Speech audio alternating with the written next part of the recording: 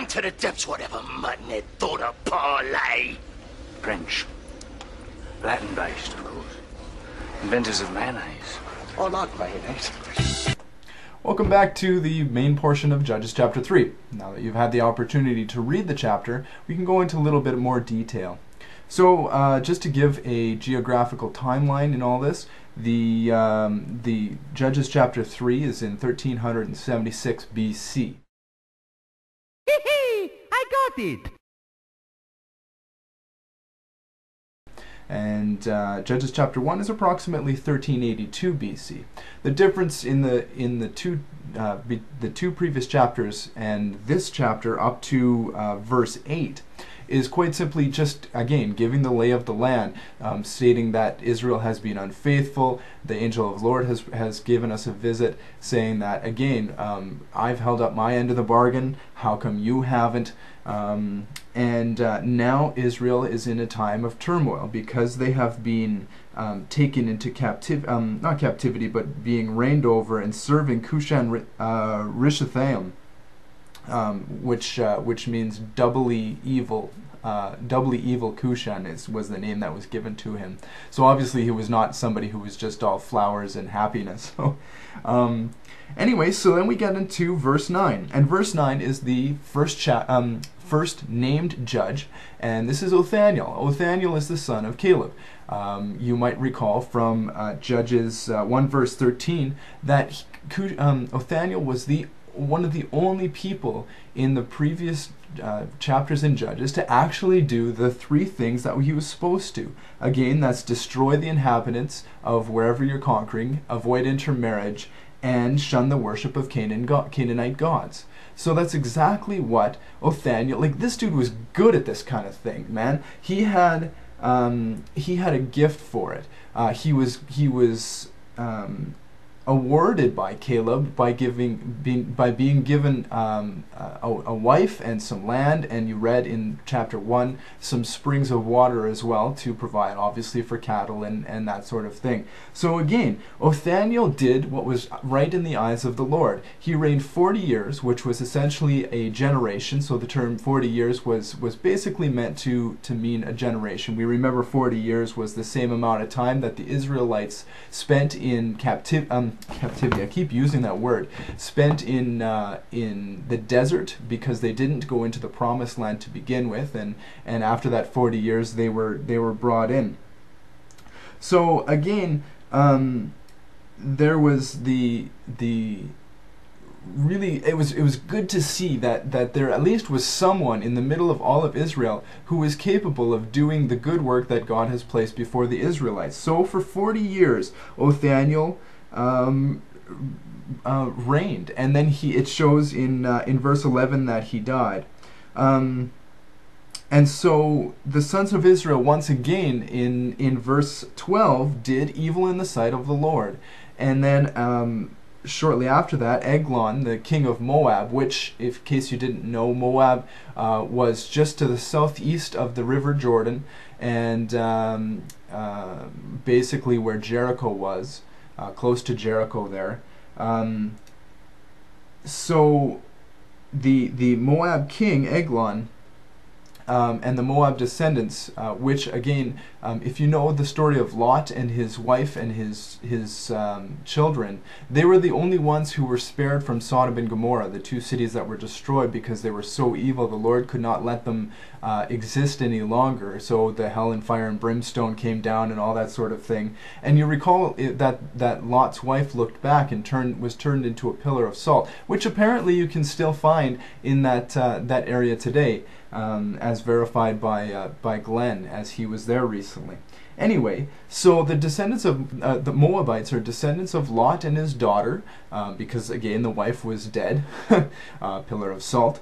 Anyway, the Moabites were the descendant of Lot and his daughter, and actually shared quite a number of the same, obviously the same language as the Hebrew people, the same customs as the Hebrew people, and in a number of instances in the in the Old Testament, they're seen as being kinsmen to the Israelites. Not so in Judges here, but later on you will actually read David had a buddy-buddy circumstance with the Moabite king. So the Moabites here aren't completely destroyed by the next judge, which is Ehud, and you'll see in the timeline that I put up just a little bit ago that Ehud was the next judge to take over, and so it starts out kind of interesting. It says that Ehud was a member of the tribe of, and as you remember, the tribe of Benjamin was one of the sons, the youngest son actually,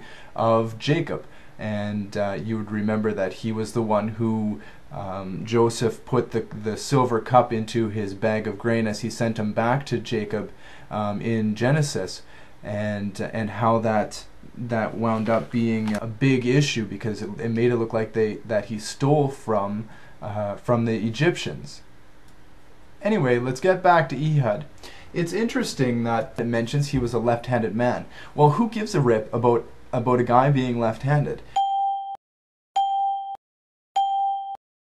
Well, the Bible states that for a very specific reason. It signifies weakness.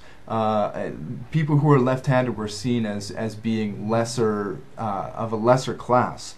So God uses weak things to achieve great things. You might remember Moses had a staff. He struck the water, the Red Sea divided. He struck the stone with it. The stone gave out water. He used it for showing serpents, or lizards was the actual term. Serpents in front of the Pharaoh of the time to help the Israelite people to be set free.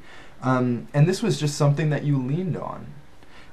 We'll read later in Judges chapter 5 that Samson used a jawbone to kill Philistines. I think it was 600. David used 5 smooth stones of a small amount that he found in the story of David and Goliath. Faith the size of a mustard seed, mustard seeds being very small.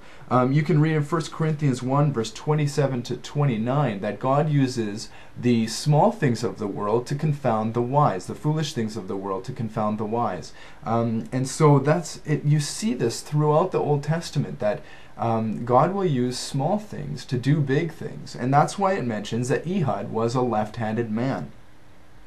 So let's go to Judges chapter 3, and when we read a little bit about this, we see that Ehud goes to Eglon, the king of the Moabites, and was allowed audience with him, and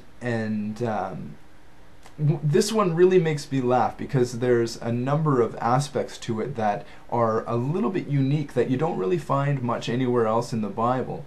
In Judges 3 verse 24 it says that Eglon went into the upper portion of his the palace and sat in the cool room. And so there were a number of windows in this room and curtains and that sort of thing to make it look nice. And this was the coolest room in the house because it had good proper ventilation. But also, this was a place where Eglon was basically going to the washroom.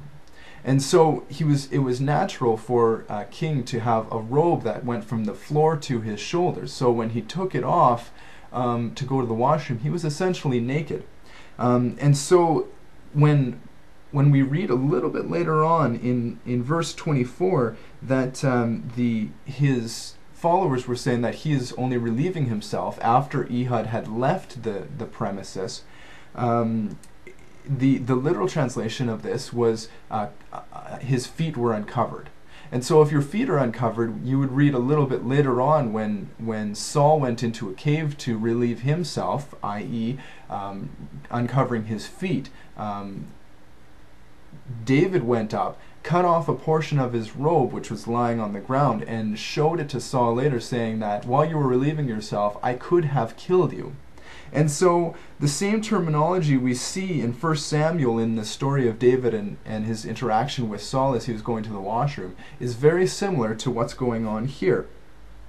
Now, you almost wonder, why would it be that Ehud was allowed in this room while Eglon was going to the washroom? Well, it's quite simple that there are two different camps on this. One is that the information was of God and it was so important that it couldn't wait. Two is a little bit more, I guess, believable. Because this was Eglon was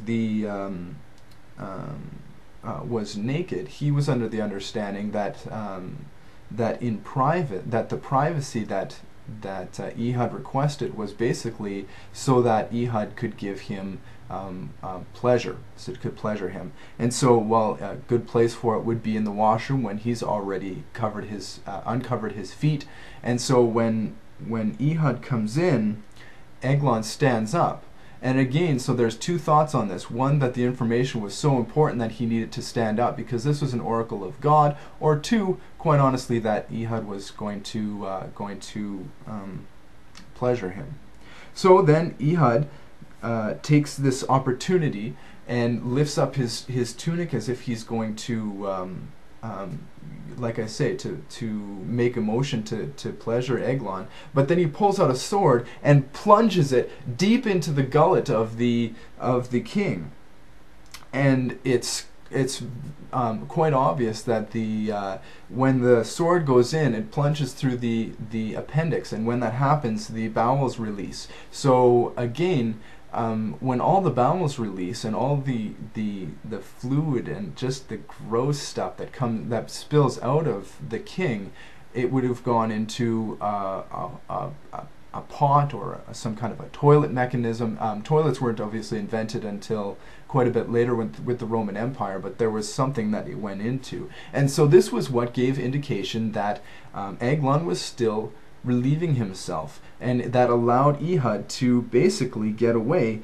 without being accosted, because they thought that he was still basically going to the washroom and cleaning up. And so Ehud was able to sneak away and to get to the tops of the hills of Ephraim and then charge in with the rest of the Israelites and retake the area.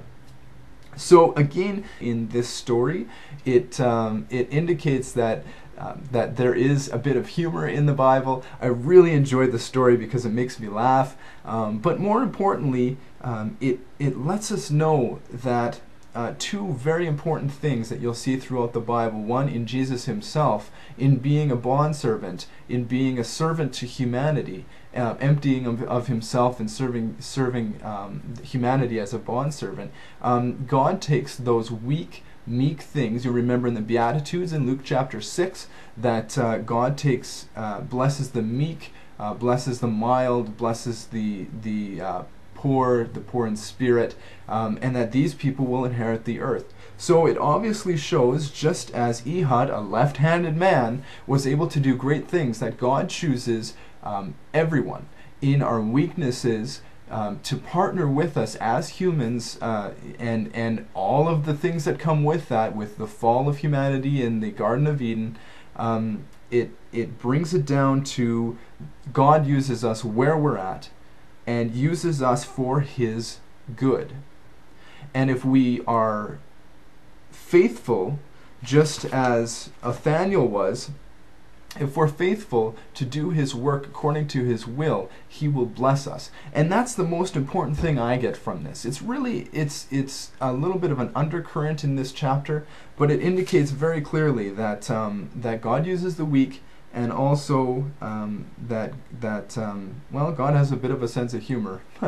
Anyway, so that's a little bit about chapter 3. Those were the questions I had. I didn't really have a whole lot more than that. Shamgar in verse 31 is kind of an afterthought. Shamgar was actually a Canaanite who helped deliver the Israelites from the Philistines.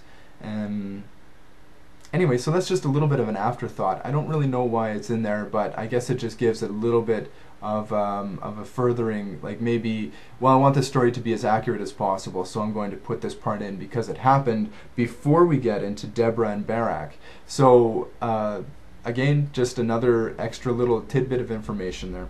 Anyway, so I hope that you had an enjoyable time and that this chapter has brought a few smiles to your face. I know it did of mine, and we will see you next week for Judges chapter 4.